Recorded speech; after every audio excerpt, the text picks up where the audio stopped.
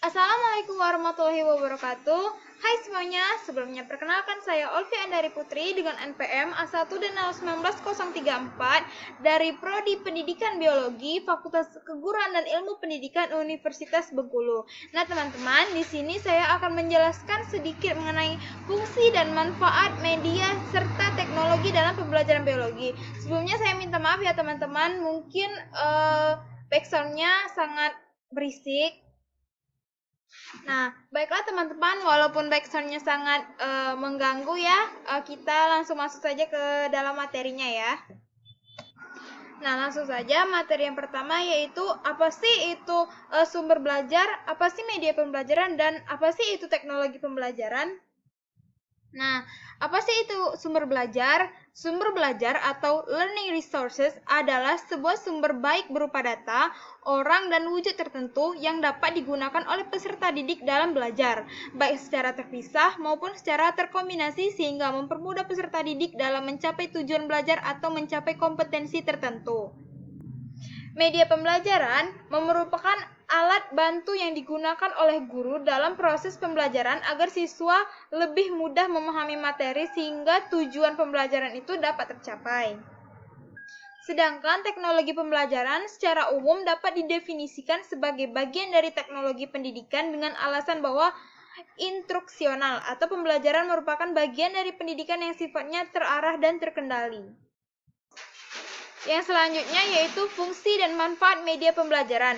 Menurut salah satu ahli yaitu Levy dan Lenz pada tahun 1982, ia mengemukakan bahwa ada 4 fungsi media pembelajaran yang terkhusus pada media visual, yaitu yang pertama fungsi atensi. Fungsi atensi media visual merupakan inti, yaitu menarik dan mengarahkan perhatian siswa untuk berkonsentrasi kepada isi pelajaran yang berkaitan dengan makna visual yang ditampilkan atau menyertai teks materi pelajaran. Fungsi yang kedua yaitu fungsi afektif. Media visual dapat terlihat dari tingkat kenikmatan siswa ketika belajar atau membaca teks yang bergambar. Gambar atau lambang visual dapat menggugah emosi dan sikap siswa, misalnya informasi yang menyangkut masalah sosial atau ras.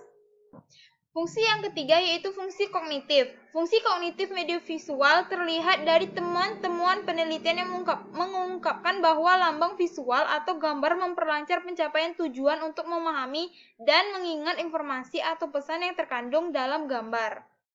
Nah, fungsi yang terakhir yaitu fungsi kompensatoris. Media pembelajaran berfungsi untuk mengakomodasikan siswa yang lemah dan lambat menerima dan memahami isi pembelajaran yang disajikan dengan teks atau disajikan secara verbal.